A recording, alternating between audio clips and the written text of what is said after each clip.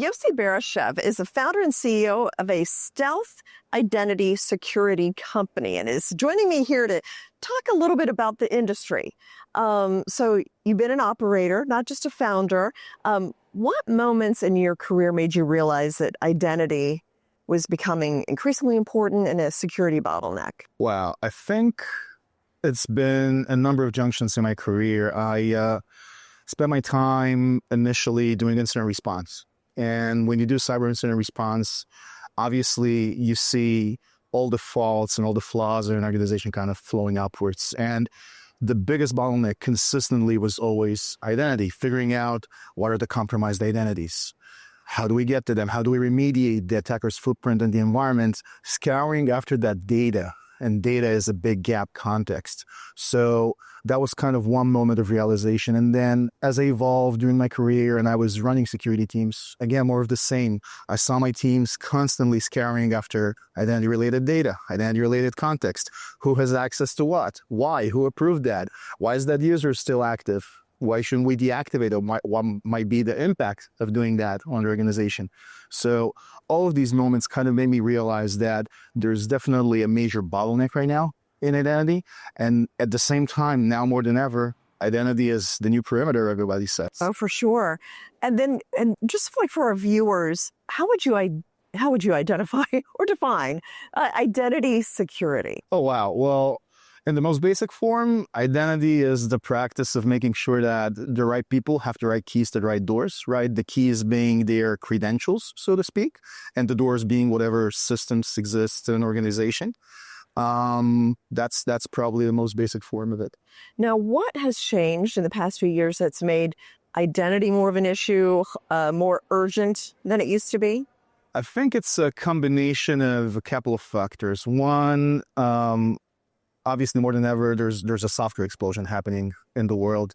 More SaaS applications than ever, more AI applications and more tools than ever. People want to augment their work for software more than ever. And of course, that explosion creates kind of a side effect or a byproduct of more identities to deal with. And then on top of it, another phenomenon that happened in the identity market recently was that security leaders began buying different point solutions to different problems. And then all of a sudden, an identity stack that was once 1, 2, maybe 3 solutions became a stack of 7 to 15 solutions.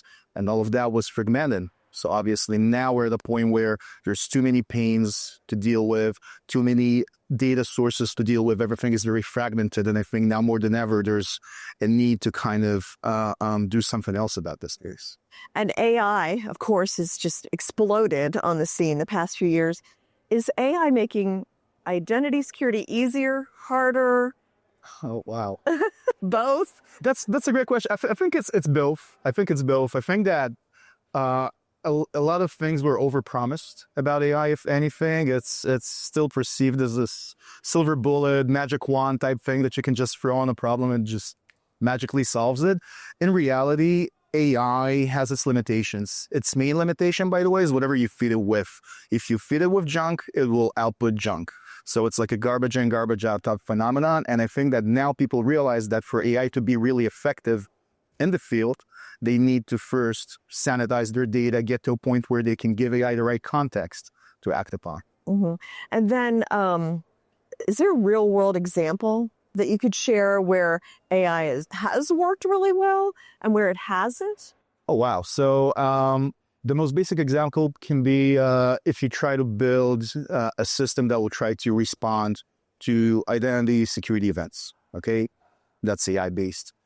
If I'll feed it the wrong context, maybe I'll just share a picture from one system, okay? And not show him the entirety of access that a certain person has, then it will give me an answer based on that. And so if I give him a fragment of the truth, he will give me an incorrect answer, and then I'll have to act upon an incorrect conclusion.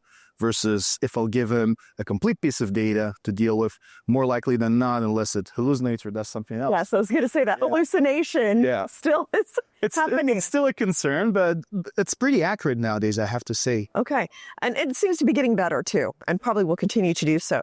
Now, why do you think so many big companies still struggle with identity security and kind of answering who has access to what and why and where? I think that identity is at a junction that's quite unique for anything else in security because it sits between business logic and pure IT stuff.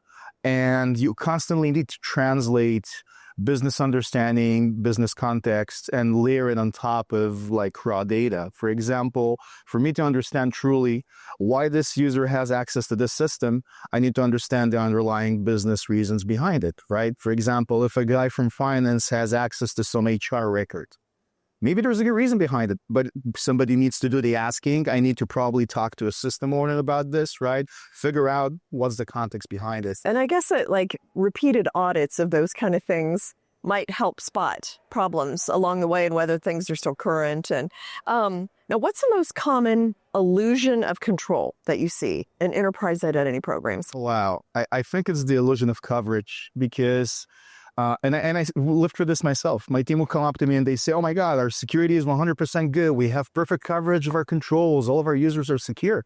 But then I knew for a fact that our identity security systems were not fully integrated with the environment. We have maybe 40% coverage, 50% coverage. There's a lot of disconnected applications in any enterprise environment. This is definitely one of the biggest pains enterprises live through today. The legacy applications, those AS400 mainframes that sit around and it's really hard to connect with, the homegrown things that nobody but you has, and you have to deal with them. I think these are the blind spots that people miss. And there's also this issue of compliance theater, where there's an audit and the companies do that instead of actually improving the system. Is that just like a human nature thing, or why are they doing that? Well, one, because it's easier. I mean, it's a lot easier to do a theater thing than to actually do proper security. But honestly, I think the reason behind it is it's really hard to get your hands on the data. Typically, when an auditor comes in, you spend a few weeks, sometimes even a month, just to get the data handy. You need to export all of this data to like a spreadsheet, start auditing it, start asking people questions. It's really hard to get this data in real-time fashion. And so by the time you act upon it, the reality behind it changes because it took you a few weeks just to get. Okay, it is moving fast. So, and speaking of that, mergers, acquisitions, are those vulnerable times for companies and their identity security? Oh, absolutely. I think that one of the biggest things I got to see in the field is post-M&A companies, because what happens is an M&A is just not a merger of two businesses. It's a merger of two IT stacks, two pieces of infrastructure together. So all of a sudden you go for this journey of, I have my own identity stack. Now there's an acquired company. I need to somehow onboard it with all of its business applications and identity tools and systems and whatnot, start migrating users from one point to another. It takes ages. Usually what happens, by the way, is those two companies end up being kind of separate, kind of together in this kind of mishmash state. Yeah. It gets ugly.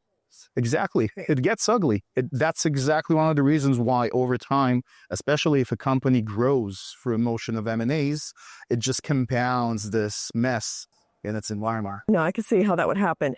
Now, there's going to be, of course, there already are lots of bots. I heard somebody just say there's going to be 15 billion AI agents. How do you govern that? How does the company govern that? How do they watch out for that and protect themselves? Right. I mean, it's a bit of a challenge because unlike humans, AI doesn't have an HR system behind it. It doesn't have a human record typically. So all of a sudden, when a person leaves, you just know that you need to offboard him. There's a clear signal. He was deleted in the HR system. When do you offboard a non-human identity? When do you offboard an AI bot? There's no signal to it. Maybe it's not in use anymore and you'll never know. It just lays around there stagnant with a lot of privileges and permissions to then be leveraged by potential adversaries. So it's a big challenge. Now, for people like the, IT people, what advice would you give them right now to protect their? I think if I could spend just $1 on this problem, I would spend it on improving my data, my identity-related data. I think that right now, more than anything, it seems that identity data is the missing foundation for anything in identity operations, because when you have good data, your time to understand something shortens. You get clarity, you get explainability much faster, and explainability is probably the biggest bottleneck right now operationally for organizations. And moreover, every single system you build on top of this data will either suffer from a garbage in, garbage out problem, or it will have reliable and clean data to work. Now, without giving up the name of your company exactly, what problems are you seeing on the horizon and that you're looking to solve? I think that the biggest trends I see, at least in the coming years, one is, of course, the fragmentation of the identity stack. More than ever, as I mentioned, data is all over the place. It's across so many different sources. It's apps, identity providers, IGA tools, other acronyms and swear words and whatnot. It's all over the place. It's a mess. And I think that companies will look for solutions who don't just provide them visibility. I think it's a very worn out term, visibility. And now people really care about how can we have a centralized source of truth for all things identity to act upon in a meaningful way, a new foundation, so to speak, on top of which you can build your future. Okay. Yossi, thank you so much for tackling this. It's a huge challenge for society. So thanks for joining us here. Thank you so much. Yep.